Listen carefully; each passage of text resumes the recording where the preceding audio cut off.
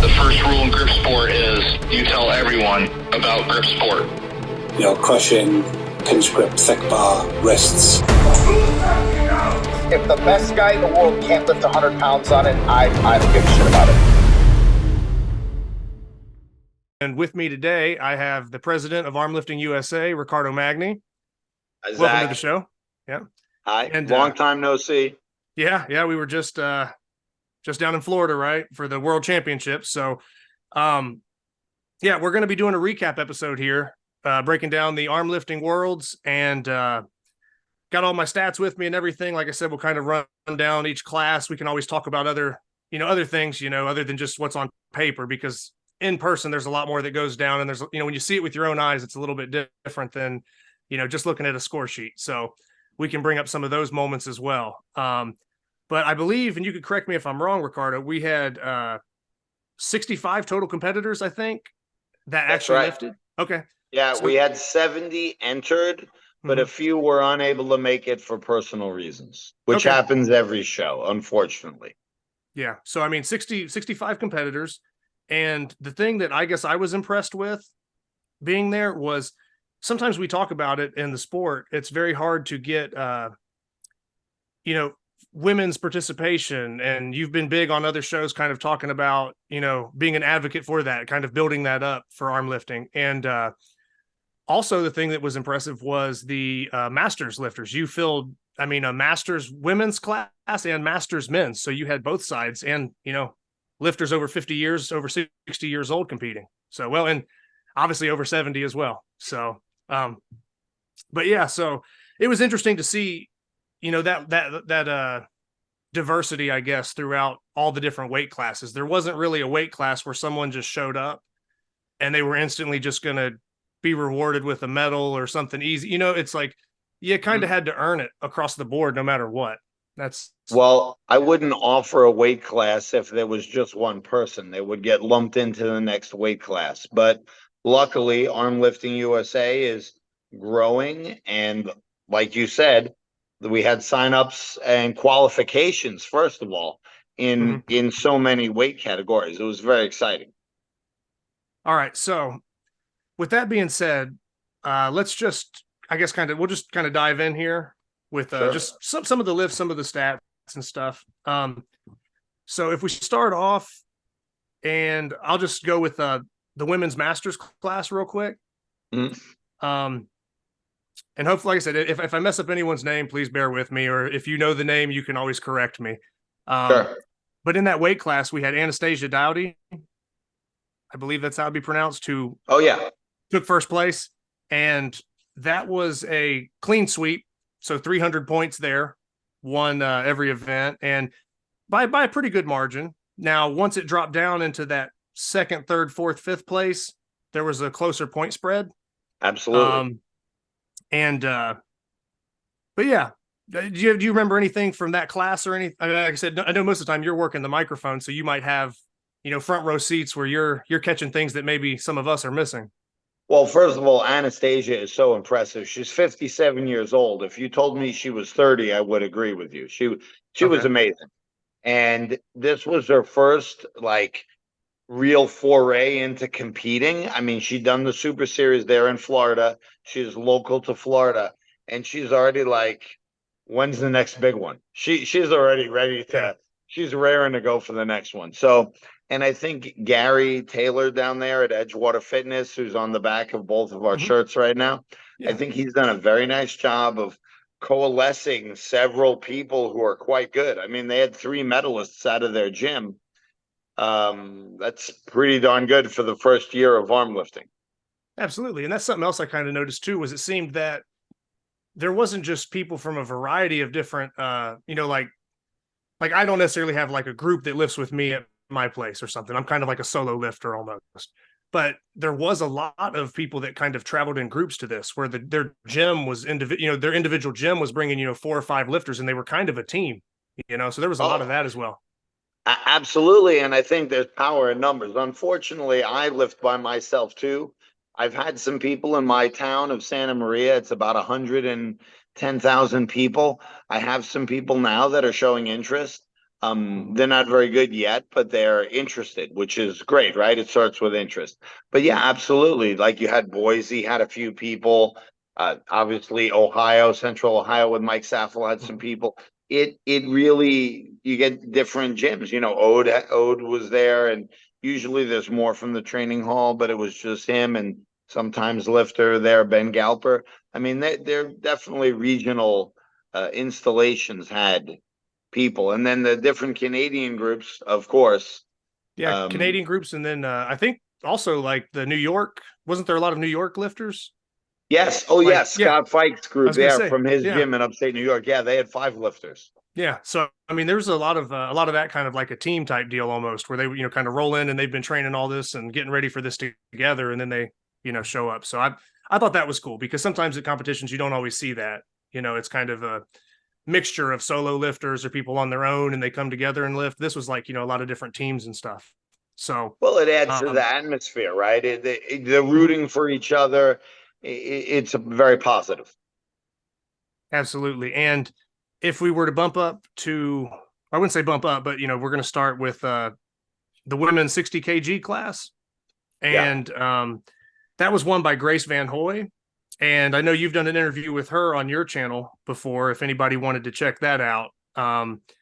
But yeah, that was another perfect 300 score. And for anybody that doesn't know, when we're talking about a 300 score, we've probably broken this down in other recaps, but basically 100 points for the top lifter. And we've had three events for this World Championships. So the highest possible score one can get is 100 in each event for a total of 300 points. And then everybody below that would get a percentage of what the top lift was. And that's how their score gets configured. But yeah, Grace Van Hoy took that class with Anna Wilkins coming in second and Lynn Sears coming in third. And yeah, like I said, a perfect score for Grace there. And really for just kind of checking out some of the numbers here, really pulled some pretty big numbers for being at such a low body weight. I mean, well, yeah, she and Anna are both super strong. Grace happens to be better on the thick bar than Anna, but if you think about it, both of them weighed under 130 pounds and they pulled 141 on the road grandfather clock. Yes. That's mind blowing. I mean, I didn't pull my body weight, unfortunately. That's my worst lift, and that's why we're going to see it over and over again because I better get better at it. But in all seriousness, that's world-class lifting no matter how you slice it. It's pulling over your body weight on the vertical lift there. It was wonderful. And, Grace, in the medley, I think she made 15 reps on the deadlift. Is that correct? Yep, that's 15. Yep. Yeah. So, and Anna was second at 3. So, I mean, and both are super good friends of mine. And I actually coach Grace. I coach her and write her stuff for her training program, but she's just another level. I mean, she's very tough to beat in that weight class. Yeah, like I said, it definitely looks like it. And I've had a chance to meet Anna a few times, I believe, at Chad Clark's venues in Virginia. So I'm not too far. I'm in North Carolina. So I've done a few Super Series events where I travel up and go to Chad's place and kind of lift there. And I've gotten a chance to kind of meet some of those lifters. So I'm fairly familiar with, like I said, with some of those lifters and kind of how they end up lifting. Then if we bump up, like I said, I'm kind of just running through this. If there's anything else to add or, you want to slow me down, you can. But going up to the 70 kg class for women, which would be 154 pounds and under. Tammy McClure, which is a name that constantly keeps coming up. And, everybody's pretty aware of Tammy now. And especially her weight class, even people outside of her weight class, she's just a monster. She's strong. I mean, and pretty strong everywhere. It's not like she specializes in one thing. She's any handle, anything you make her lift, she's pretty much top notch. So I would make the argument, Zach, that Tammy, pound for pound, is the very best lifter in Armlifting USA, male or female. Yeah, I mean, if you were to do pound for pound, I mean, like I said, I'm sure we could come up with some equation or something and look at it, but yeah, she I mean, and she just had won King Kong the week before too. So I mean, that's another like her name's just been all over the place lately. So yeah, she's been pulling big lifts. Yeah. And I believe she pulled when we'll see Tammy really lift well, when there's someone to test her, when there's someone to push her, maybe from another country, maybe another rock climber who enters the fray that you and I don't know. Then we'll see what she can really do, because Tammy has a little switch, and you see it sometimes, but when she puts it into that extra gear, like on the Saxon bar, I could see it in her eyes. Sarah Chapello beat her by 10 pounds, but that's not very much. So, I mean, when Tammy goes for it, she's all in. Yeah, and there was a pretty big point spread there. Like Tammy, like I said, a lot of the winners for these classes had kind of a clean sweep where they got, 300 points. Other times that second place person would be a little bit closer. And we have a few weight classes that were super competitive where there weren't clean sweeps and it got really close. And we'll get into that. But yeah, I don't want to skip ahead too quick. Yeah, like you mentioned, Tammy had a nice lift on Saxon. I think she pulled 160 pounds for that. And above her body weight. Yeah, and then she also lifted 191 pounds on the Rogue Grandfather clock, which, I mean, there's not to make a women's and men's comparison, but, that's a lot more than a lot of the men lifted. Right. I lifted 191 and I'm 232 pounds or whatever I weighed in. Yeah. Yeah. So when Tammy gets locked in, yeah, she's pulling some serious weights. Like you said, you made a case for her being possibly the best pound for pound. And it's stuff like that is the supporting evidence. Right. And then she pulled 35 reps on the Raptor medley. So, pretty good there. And then also Jessie Shockley in second place, though, pulled 24 reps, which is pretty solid number. I mean, if Tammy's pulling 35 and someone else pulls 24, you're like, okay, like that's me, that's Jessie's great. Number. I think, unfortunately, she missed weight in the 60 kilo class, which would have really put the heat on Grace and Anna, because in the deadlifting strength, she's obviously shown herself to be superior, because she did 24 reps and a heavier weight for the 70 kilo women. So she is bound to uncork a monster axle at some point that'll make everyone just pay attention. But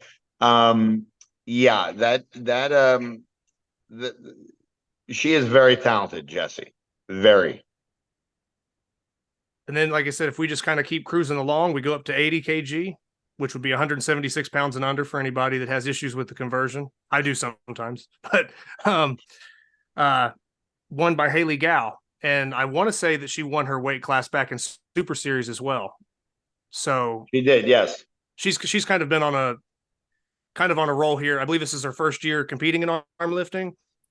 No, she competed last year in the Super Series, but she had a broken foot. She didn't come out to Las Vegas, and she weighed heavier. I think she was like 86 kilos in last year's Super Series. So this year she made a commitment for the Arnold to get under 80, which she did. She won the Arnold Open on the Sunday, the kind of amateur, newcomers category that we have there, which was fantastic because we had 35 people lift in that. And men and women combined.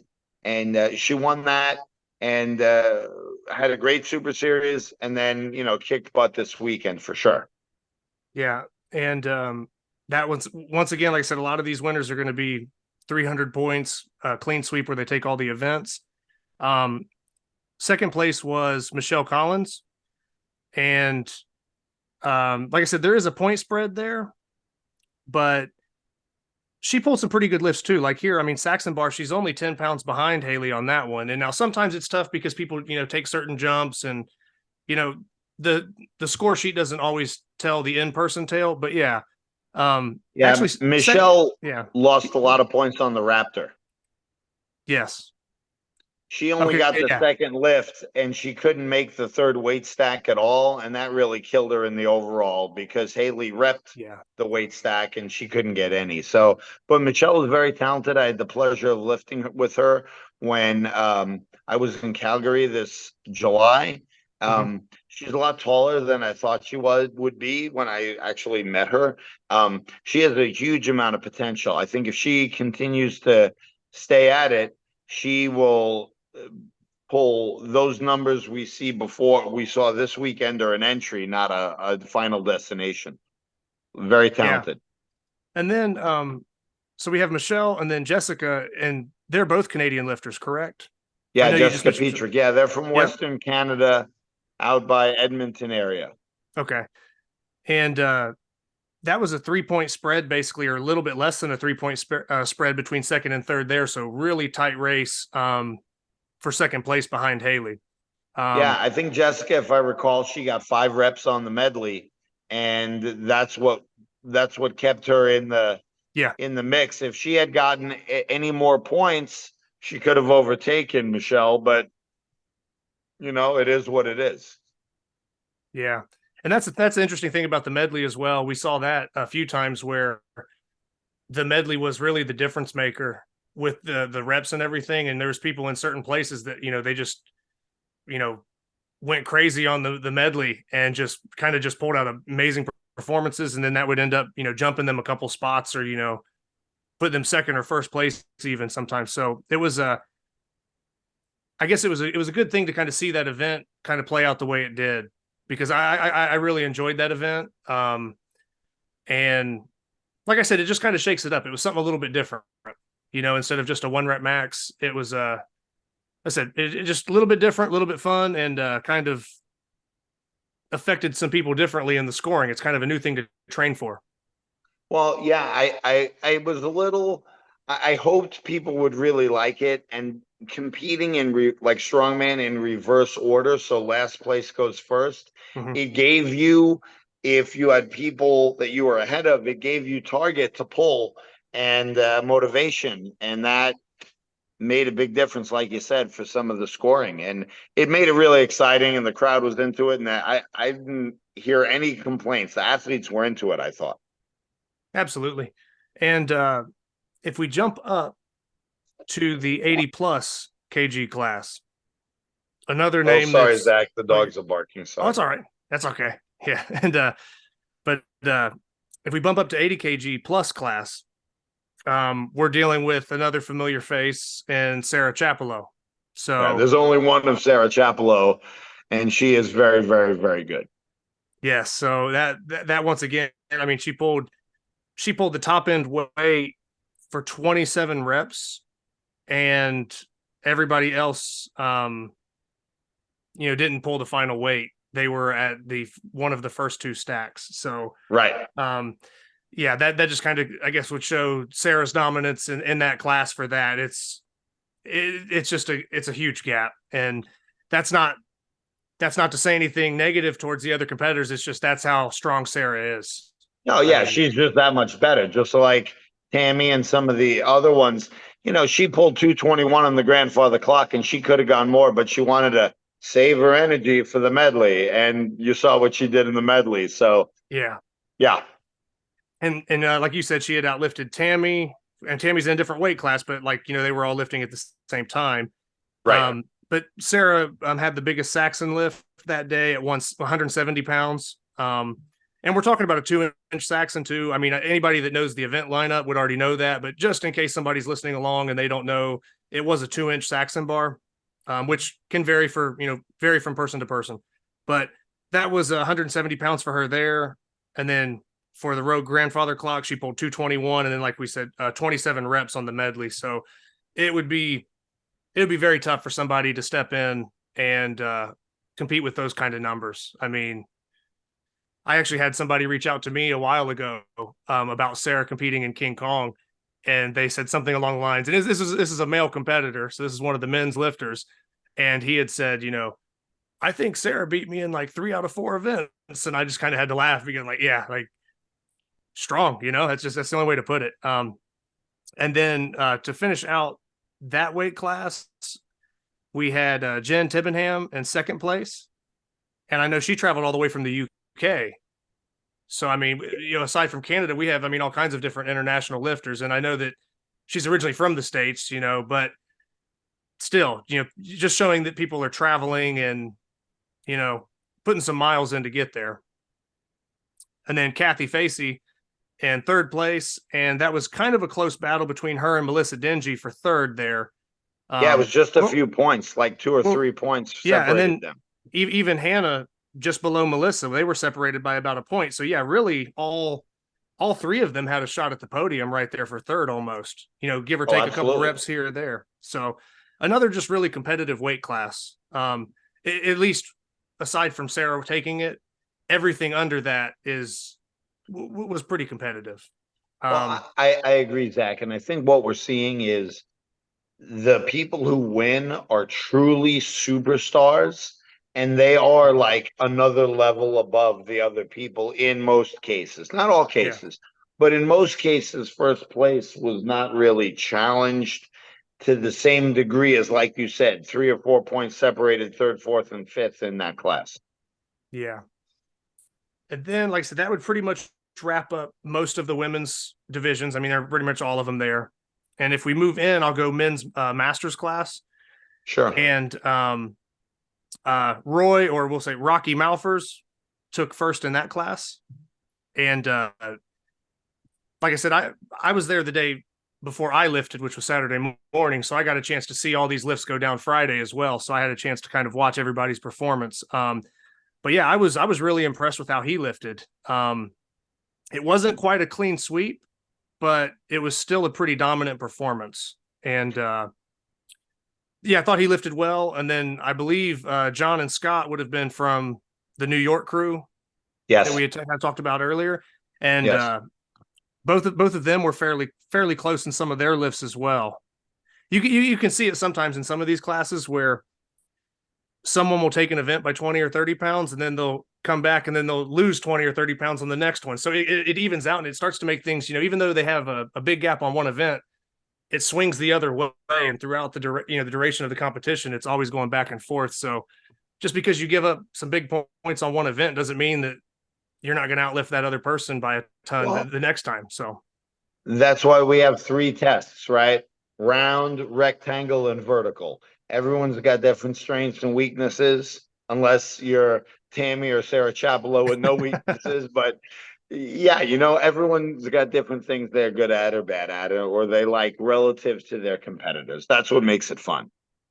Yeah. Did you have anything that you wanted to kind of note from the master's class there? I first met Rocky is from Florida down there. He trains with Gary Taylor's gym, Edgewater Fitness. And I first met Rocky at the Olympia in 2021, and he was really raw then.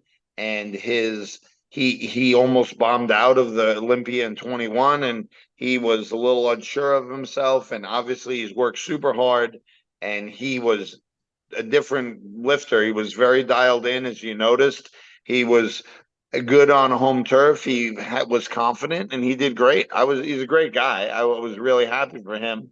And the upstate New York crew, John Scott and Mark Taylor, who was fourth, they're super nice guys, and they all lifted very good weights, and they would have been competitive in the open class, but lower placing than they got in their class today, or this weekend, I should say. And like I said, I'm just going to kind of keep rolling through. So if we go to the men's 70 kg, Jesse Hagedorn is kind of a newer lifter that's also kind of burst on the scene. Another kind of climber, lighter weight climber that has just been really kind of taken off lately. I know, he's done a lot of, I don't say a lot, but here recently there's been another couple competitions he's done, and the last year or two he's starting to make a name for himself and really kind of showing that these lighter weight guys can almost be just as exciting to watch as some of the heavier classes. Oh, absolutely. That guy's a superstar. I never even heard of him. I didn't study the King Kong results in great detail. I didn't realize that he had won it twice. Yeah. I didn't know. But when he told me, I'm like, what are you going to warm up at in the Saxon? He goes, I'm going to open with 180. My eyes went. And I said to him, are you sure, bro? He looked at me. He smiled. He took 160 just to shut me up. Then 180, 190, and I think he made 200. He ended with. It says 210. And there's more in the tank. He still is His techniques are very dialed in, but he hasn't hit his maximum strength yet. And now this class was kind of interesting to me because we have this battle between Jesse and Jacob. Now, do you know how to say Jacob's last name before I mess it up? Savare. Okay. Yeah. So those two really had kind of a good war going on between them here because Jesse Absolutely. took the Saxon. I had emailed the guy Jacob a lot back and forth. He had tons of questions. He's a 20-year-old student at University of North Florida. But I didn't expect, I didn't know who was going to win. And Jay Ripley, unfortunately, was one of the guys who couldn't come. But it's the first time we offer a 70-kilo class. And let me tell you, that kid Savare is no joke. That kid is really good. Absolutely. And as he matures and actually gets the muscles to go along with his super long arms and long fingers, he's going to be a danger. Yeah, he kind of gave up some points on the Saxon to Jesse. But then he came back, and I believe he got him on the Rogue Grandfather clock. You're correct. By 10 pounds, and then they tied on the medley. Right. So they both tied at 23 reps on the medley, which is like insane. You know, you think, how many ties are we going to see? And it was like, there was one of them, right there. Well, I think if you go down, and I know because I did it, if you go down the list on the Raptor medley and you go first, second, and third, and then you look at the overall, for 11 of the 13 weight classes, going down 1, 2, 3 on the Raptor tells you the tale of who won. Mm-hmm. The only ones who, it was the men's 80-kilo class that was different. And then one other class was different. But otherwise, it pretty much tells the tale of who won. And that guy, Jacob, he's a young man who doesn't have many muscles, but boy, he's a strong dude. He blew me away. And Jesse blew me away as well. I mean, both different types of physiques and different lifters, but so good, both of them.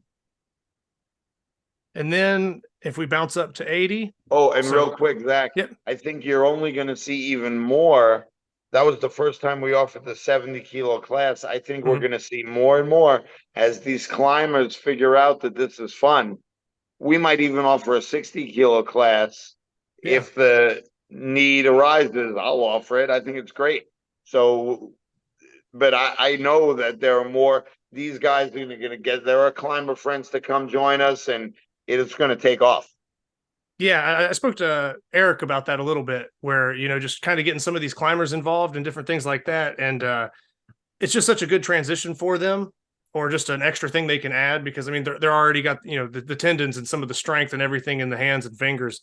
And when you start having somebody that, like Jesse, that's kind of making a name for himself and lifting so well, you get other people that want to chase that, or they want to kind of, measure up to that. And you're going to just start, hey, what's that guy lifting? I think I could do that, and then it just kicks everything off, Absolutely correct. I agree 100%.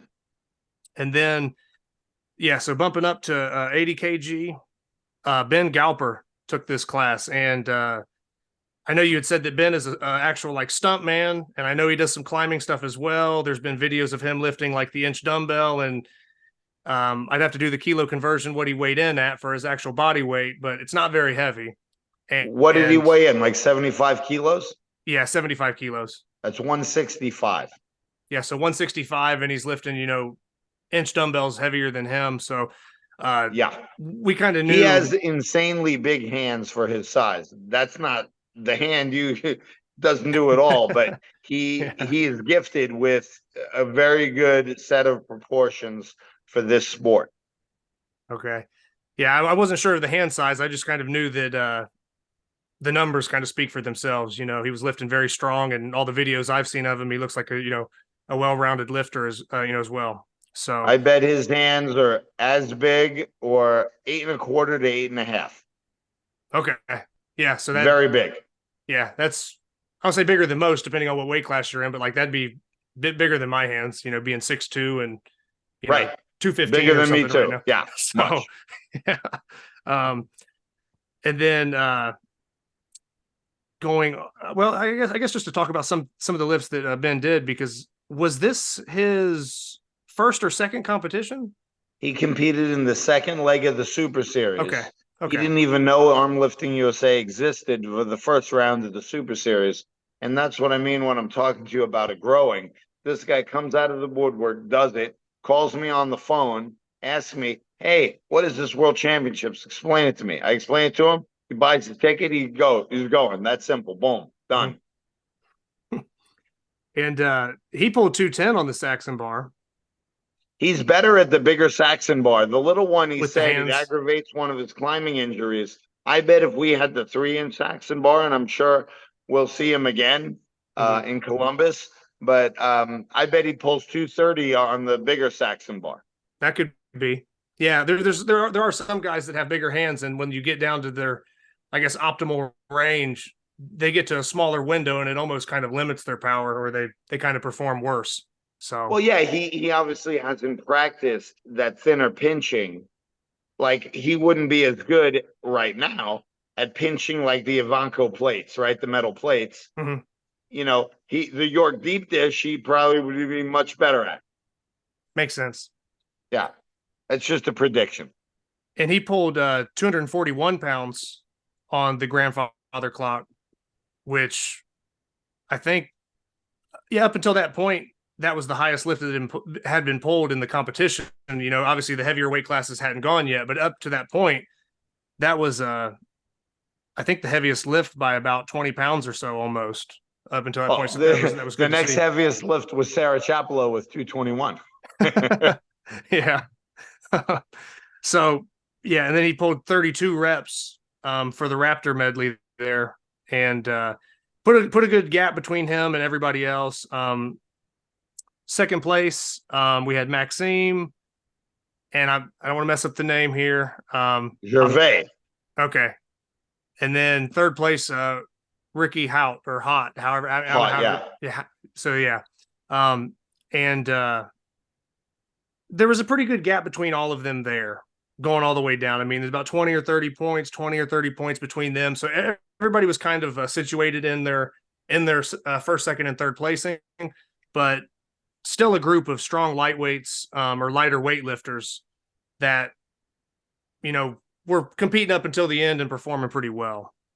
Well, hey, and let me just say, the kid Maxim from Canada is 15. Are you kidding me? Yeah, that was the other 15 thing. 15-year-old who's picking up beating grown men badly.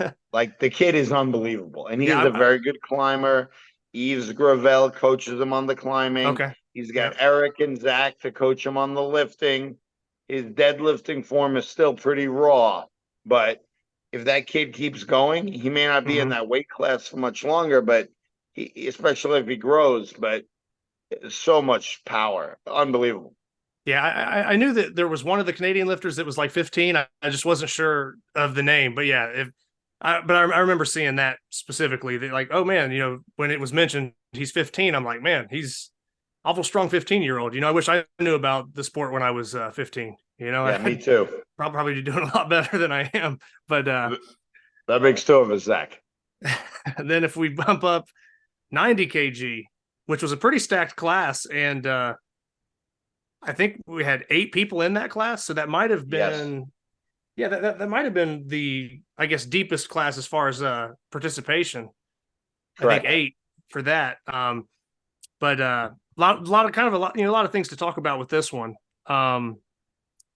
Pretty close, you know, kind of second, third, and fourth.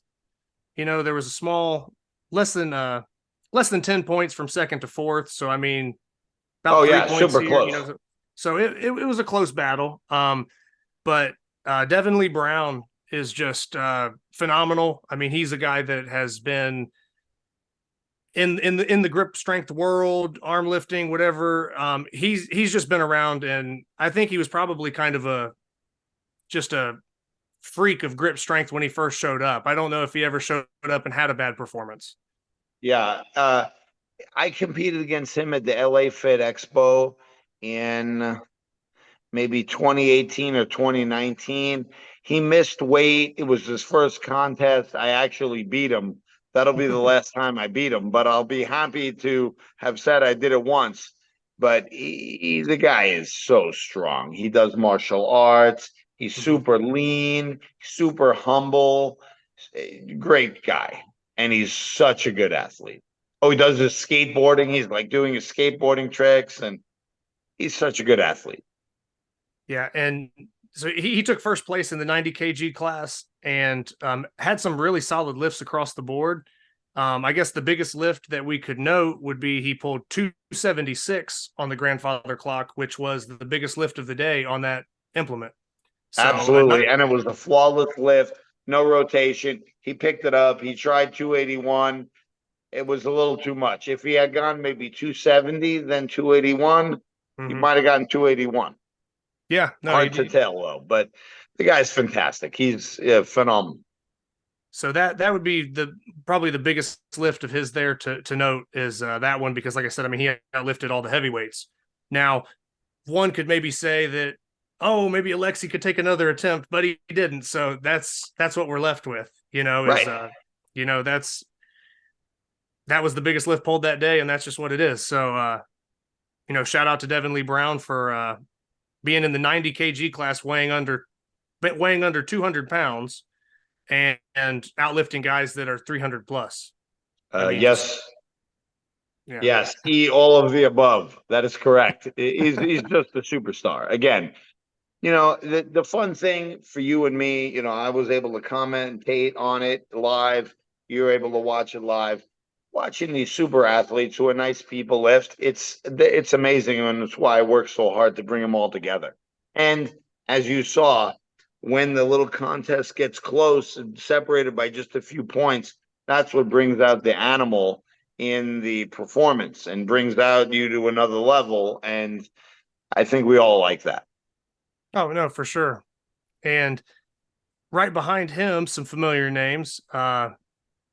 We had Ian Wheat from Canada. So Ian, I don't know if I know he's always had like a good axle. I'm not sure if maybe this event lineup didn't mesh as well for him, or if maybe he had a slightly off day. But just from my personal experience, I thought that he still took second place. But I don't know. I just know how strong he is, and I felt like maybe he left some pounds on the table, or maybe he was injured. I don't know. It was tough for me to say. It just seemed like that he didn't lift the way I had seen him lift at the Arnold. And maybe it's just the event lineup changing, or maybe there's something else that, behind the scenes in training that I'm unaware of. But yeah, I don't know either, Zach. Maybe he was focusing on it because he competes in strongman and some other things. Maybe he was focusing on that. I don't know. Yeah. To each his own. He did great. He got the silver medal. Yeah. Still took silver. And then Nick Mans in third place, which he's been right there on the edge of some of those, some of those podiums or at the bigger competitions and stuff. So it was nice to see him pull off some good lifts. And he tied Devin Lee on the Saxon. And that was huge on points for him, the Saxon. And then the grandfather clock, Ian kind of jumped up about 20 pounds above him. And Correct. then once again, there was a few reps that kind of separated them once they got to the Raptor, and just kind of put it just out of reach. The other thing, what was the final tally on point differential between Ian and Nick Mans? I don't remember. It was pretty close though. It was 263 to 257. 6 points. Yeah. And then couple just reps different on the Raptor, and there it is. That's the meat. Yeah. Yeah. And then just behind Nick Mans would have been Ryan, and Ryan had 254. So 3 points there. I know it was super close. Ryan is a great young kid from Canada. He has a lot of potential. I thought he was very strong. He just fall at this level, Zach, and because you saw it, you fall a little short in one, a little short in another, and that's it. You're not on the podium. The people are too good. So who was fifth in that category, 90 kg? Brandon Collins. He did great. He didn't do Moz wrestling for the first time. I've never seen his lift so explosive, and I've known Brandon for 5 years. It was the most explosive I've seen him. He looked really sharp. Yeah, and like I said, that pretty much. There's other names we could drop all the way down, but yeah, no, Brandon definitely pulled some good lifts there as well. I mean, he was at 200 pounds on the Saxon, over 200 pounds on the grandfather clock. and then was able to rep out the last weight, multiple times. So that alone, like I said, I think that's a pretty solid performance for him. That's good. Certainly a tight class and a highly competitive group. Then we jump into the 100 kg class, and once again, no stranger, Eric Hussein. Yeah. And I think everybody had an idea that was going to be Eric's class, and that's kind of how it was. And everybody else was just going to go to war for second. And that's kind of what happened, because I was in that class, and it was tough, man. I knew that Cliff Keener was strong. I wasn't familiar with Matt Marino, but I knew once I started seeing him lift and how he was lifting, I knew he was going to be a problem. So I was like, man, these guys are kind of bringing it today. So, you just pull what you can. But well, yeah, Zach, Eric, let me interview you right now. How'd you okay. do? Did you make any PRs on the 3 events? I have lifted. Now, I will say this: I have lifted 256 on a 2-inch Saxon bar in training, but that's a little bit more, ideal circumstances. So if we talk about an actual competition lift, 250 would be a PR in competition. So to land that 250 lift, I broke 260 off the ground. It wasn't going to be there, but I was happy with 250 in competition, because me and Eric kind of went back and forth. I thought that was maybe the one lift I could get Eric on in this event lineup. And talking to him afterwards, I hadn't realized that he had pulled heavier weights in training than I thought. So I was I was misleading myself, but I don't think it was a bad thing, because I still ended up lifting, I still kind of stayed close to him. Oh, you did great. But that 250 was good. If we talk about taking a vertical lift, like the Rogue Grandfather clock, to a strict lockout, 231 is what I lifted. 231 would have been about a 15-pound PR. Oh, great job. I can't complain there. And then as far as the medley goes, I could have maybe done things a little different. I could have maybe squeezed out a couple more reps in the time frame. But Eric, how many you get? 12? 16. 16. Wow. Well, that's excellent. But with Eric hitting 29 reps and Cliff just going crazy with 25 right behind 25, Eric, I don't think it would have mattered. Even if I had pulled out another couple of reps, the scoring was pretty close, because me and Cliff were actually separated by almost 1.5 points or 2 points.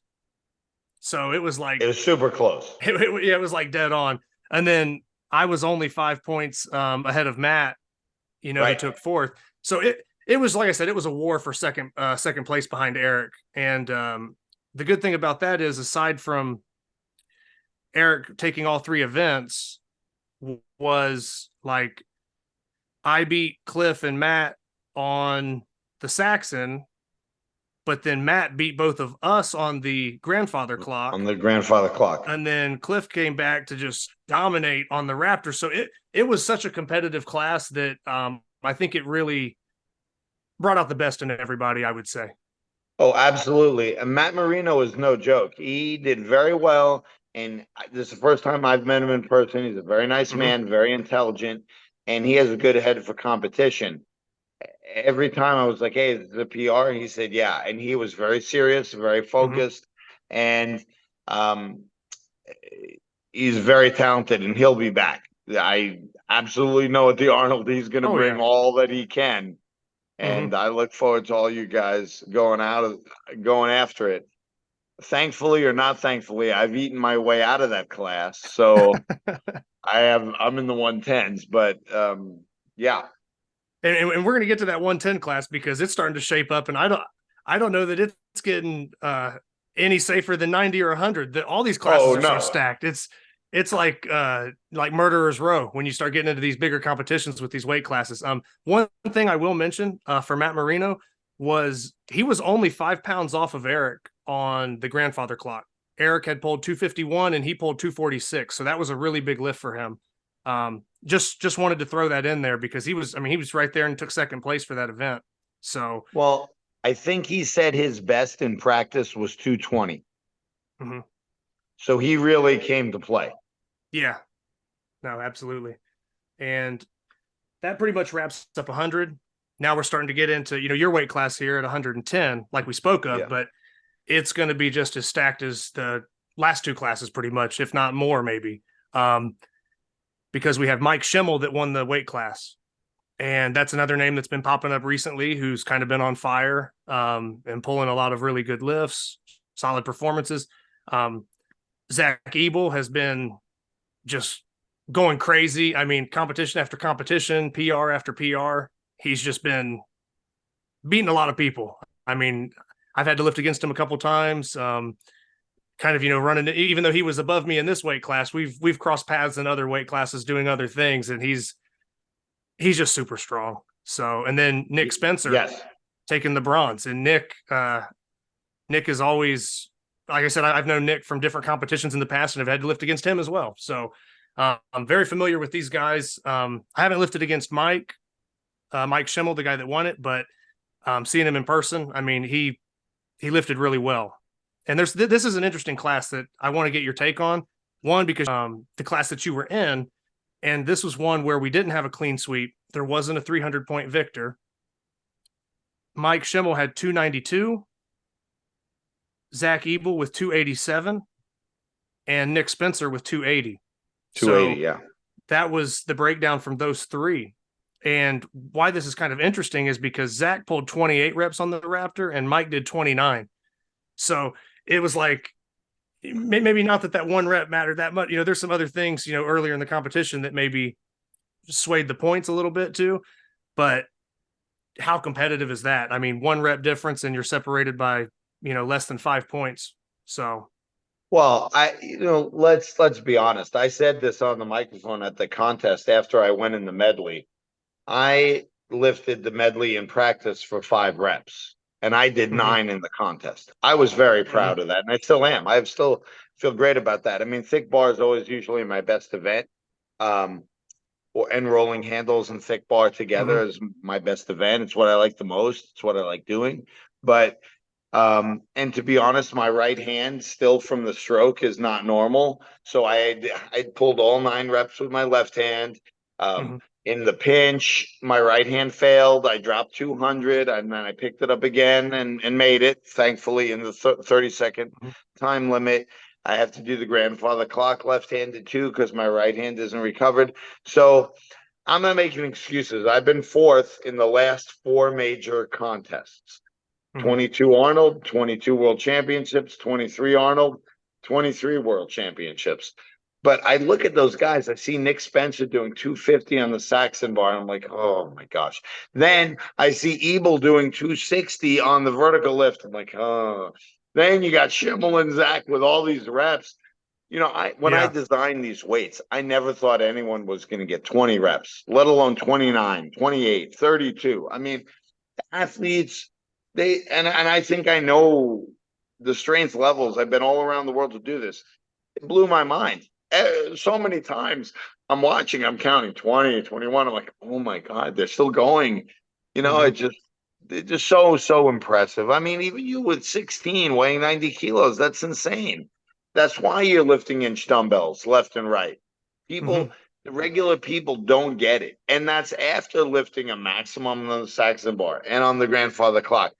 The regular casual people have no clue what it is that was accomplished there.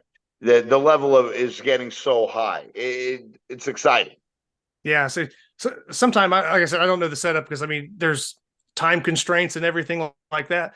But it would almost be funny to kind of set up like a booth or something and maybe get people to come by and actually just try some like intermediate weights and just watch them not be able to budget off the ground. And then they can actually like understand what they're seeing lifted. But well, if we had the time, the energy, the release of liability, if we had all those things together, I would absolutely set up a booth. I've done clinics at these major expos, pre-pandemic, many clinics. Yeah. I have a few clinics that I'm working on setting up right now. These are great. I have one in Las Vegas. Unfortunately, only one person signed up. I'm going to put it out again that it's going to be canceled if we don't get signups. I have another one in Phoenix that's ready to go in probably January when we can get a date, because I'm happy to bring myself to these areas that are underrepresented and get some venues going. But yes, it would be funny to watch. You put even 130 pounds on the Raptor and you have the guys, try to lift it, and all of a sudden it's slipping out of their hand and they can't hang on. Yeah, I know. And if we bump up to the 125 kg class, which would be basically 275 pounds and under, possibly one of the best performances of the whole World Championships, Alexei Tukalov. Absolutely. He really lifted well, and he seemed like he was really, I don't know, just determined and focused. Like I said, I mean, it's almost an understatement if you could see the way that he lifted and just kind of the dominance and everything he was doing. He really came to lift. And Ode Haugen behind him in second place, and then Mike Saffel with the bronze medal. And super close. Yes, I was going to say, yes, Jalen Worley and Mike Saffel were battling it out right there for third place behind Ode. And that was one of those where, you know, 1 or 2 reps here or there could probably make or break that podium. So another very closely contested class once you kind of get through the rock stars, you know. But that class was a lot of fun for me to watch. Alexei pulled the biggest Saxon bar of the day at 310. So 310 pounds. Pulled the second biggest grandfather clock lift at 271 pounds, and he repped on the Raptor 19 reps. 19 reps at 221. 221. Yeah, and he hit it for 19. And these weren't like quick down calls or spotty reps. He was launching it to lock out, holding it, and just dominating the weight. So it was a super impressive display from Alexei. Well, and there's no disrespect to Ode. You have a 73-year-old man that deadlifted 280 on the Saxon bar. Let's be real. That's what we're talking about. But Alexei was a class above the other competitors. And I believe if Carl was there and was healthy, or we had some other monster there, maybe David Labe is certainly a very strong man. We would have seen another little percentage point out of Alexei. I don't believe that he was like, finish. You know, he stopped. he was saving energy. So I think if he had a even closer adversary than Ode, he could have done more. Yeah, well, I was going to say for that weight class, they were lifting with the weight class above them as well, and I think that in a way it kind of happened a little bit. Now, like I said, there could be somebody else in his class that maybe it drives him more, but Jason Dingy did kind of. I think to an extent, Alexei was wanting to outlift everybody on stage, and with Jason in the mix, Jason pulled 300 on Saxon, so he wasn't too far behind on a lot of these lifts. So I think Alexei was almost, even though it was outside of his class, I think he was almost more competing with Jason on the stage. I 100% agree. Alexei asked me privately before the thing, who's going to be there. He wanted to know who's going to be there. And I told him Jason Dingy can lift 300 pounds on that bar. And he said, oh, that's all he replied was, oh, but Alexei has been a master of arm lifting in various Russian federations and then with us for the last 10 years, maybe 12 years. He's not new, but he's very good, and he's an awfully nice guy. And Jason had the best meet he's ever had that I've seen in person. He is, by own admission, not good at traveling, and he put it all together. I mean, look at him. That guy doesn't fit in an airplane seat. Are you kidding me? I don't fit in an airplane seat, and Jason's 120 pounds more than me. I mean, he's not going to fit in the seat, and he's uncomfortable and a disaster, but you know, you're not going to find a nicer guy than Jason. And he really did. He was on his game. Yeah. So if we bump up, I mean, Alexei had one of the best performances of the day at 125. If we go to that super heavyweight class at 125 kg plus, mentioning Jason there, Jason pulled off the gold medal. Silver medal went to Derek Hudson, and bronze went to Brian McCoy. And then I was pretty impressed with, let me just double check, Dustin Hoffler. I believe that's how you'd say that. I thought he was a really strong guy that showed some big potential. possibly in the Oh, future. this is his first year of arm lifting. He's from Texas. Yeah. He's totally into it. He does Mhm. strongman stuff too, but he realizes, and he and I chatted, he's very fired up. He's going to get into it. Brian McCoy, it's his first year in it. He's Okay. a local Floridian in Edgewater Gym he trains with Rocky down there. Mhm. The guy is good, massive hands, big, strong man. Um, and Derek makes no mistakes. He goes in there, he's a quiet dude, big man, does his thing, pulls his weights, good form, unassuming, but he makes no mistakes. He never Mhm. wins an event, and he's always high in the rankings because he's very, very consistent. Yeah, he's the kind of guy that if you slip up or make a mistake, he's going to be right there and he's going to take it. So, Absolutely. and yeah, that pretty much rounds that out. Like I said, I mean, big performance from Jason, take first place, and like you said, Derek right behind him. And Jason won by a pretty comfortable margin, just like the weight class below. There was some closer competition as it drops behind that, but yeah, that was like I said, great performances there by Alexi and Jason, and everybody else that was behind them, battling it out for that second and third spot on the podium. They were pretty tight races, and it was a really stacked divisions. So like I said, for me, that was one of the most exciting. Really, both lifting days were really exciting. All the weight classes were exciting.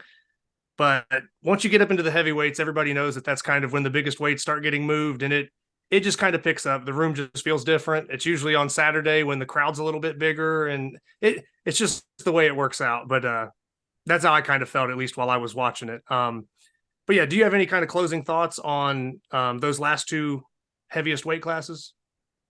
Well, I mean, the guys are so strong, and it shows that big guys who've been lifting weights for a long time, and I'll use three guys in that class: Brian McCoy, Dustin Hoffler, and the Doug Shumita. I think he got six, but Mm-hmm. he's a power lifter again out of Florida, Edgewater.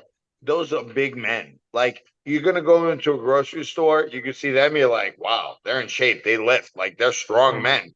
And they've done some grip training at some level. I don't know how complicated, but strong is strong. And that's in arm lifting. We're looking for strong people of all shapes and sizes, like you touched on. We got small women, we got big men, we got everyone in between. I was just so happy to see all the records smashed and my own expectations exceeded, and a lot of close battles, friendly competition. There was no one like yelling or Mm-hmm. it Yeah. was good. It was great. And about 30 of us went out to dinner on Saturday night. Yep. Super fun. I mean, I just hope it continues to grow and more people continue to ask. They can get a hold of me any number of ways, then I'm happy to get them started. Okay. And just kind of following up on that, is there anything that, I guess, not that people, your Instagram name, whatever, email, blah, blah, blah, everybody always has contact info. Is there anywhere specific that you would prefer people reach you at? No, Just however. they can call me. They email me, Riccardo at Armlifting USA. They can direct message the Armlifting USA Instagram. They can direct message the Riccardo Magni one, my personal Instagram. If they want to talk, I'll give them my number. We'll talk. I'm happy to help. Okay. Yeah. I just wanted to throw that out there. That way, if anybody was wondering, but yeah, so there's a lot of ways that they can get in touch with you if they need you. Yeah, I appreciate it, Zach. But yes, Mhm. yes. And, last year we only had 46 entrants in the World Championships. This year there were 70, but like you said, only 65 actually appeared on the weekend. Um, that's over 50% growth. So that tells me I must be doing something right, that the people are interested in lifting. And the caliber of the performances told me that they train for it hard. Oh, So absolutely. Yeah. yeah, that really makes me feel good. Now, with all that being said, kind of a lot of people exceeding their your expectations and different things like that, you could tell everybody kind of came to lift. They were serious. Is there anything else, just being part of the Olympia? just organizing the event, behind the scenes stuff, is there just anything else, I guess, that's noteworthy that you'd like to touch on or bring up that maybe we kind of overlooked? Not that we overlooked. I think Okay. this Yeah. interview was very comprehensive. I will tell you this. All of the people, I have 0 volunteers. All the people who you saw behind the desk are working, everyone gets paid. All the plate loaders, the gym for the plates in the bar, everyone gets paid.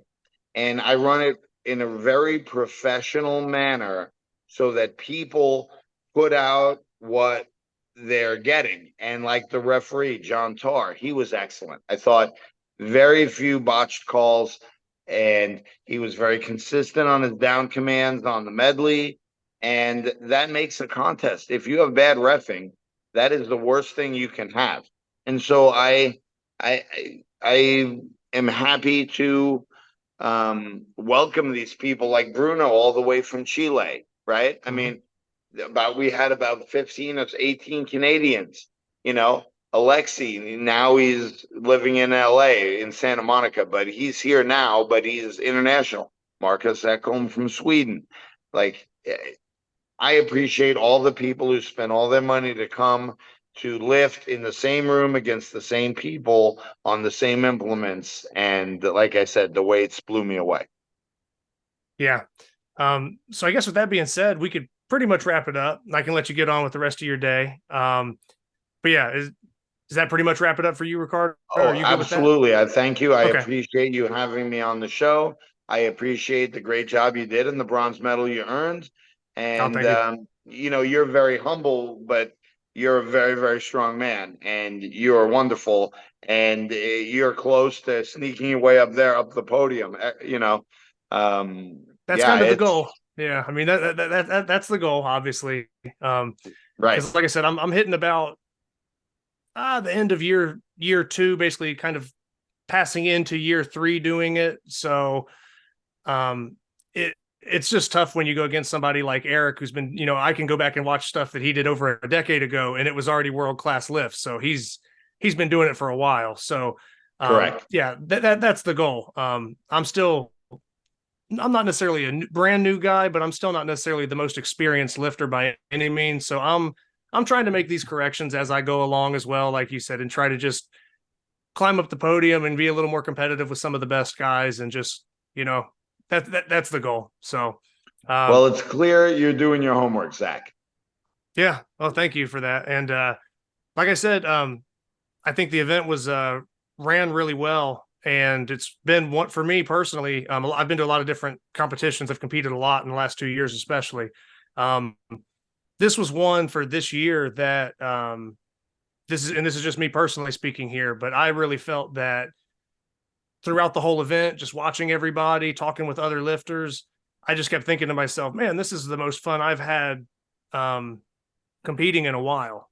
So that was just something that, I just kind of felt while this stuff was going on, and just seeing the competitive lifts that were happening, and the back and forth, and just the people that were in the crowd that, we were all lifting together and stuff. So it was definitely a fun time for me. So like I said, for what it's worth, that's my personal experience, but well, I appreciate it very much. But yeah, with that being said, like I said, I can let you go on with your day. And like I said, hopefully everybody that lifted enjoys the recap, and look forward to seeing anybody that was at the World Championships in the future. And as we all get to kind of know each other more, it'll make it that much more interesting when we keep crossing paths and getting better and pushing each other. So that's kind of what I'm looking forward to. So me too. All right. Have Riccardo. A great night, Zach. Yep. I'll let you go. Thank you again. Yep. No problem.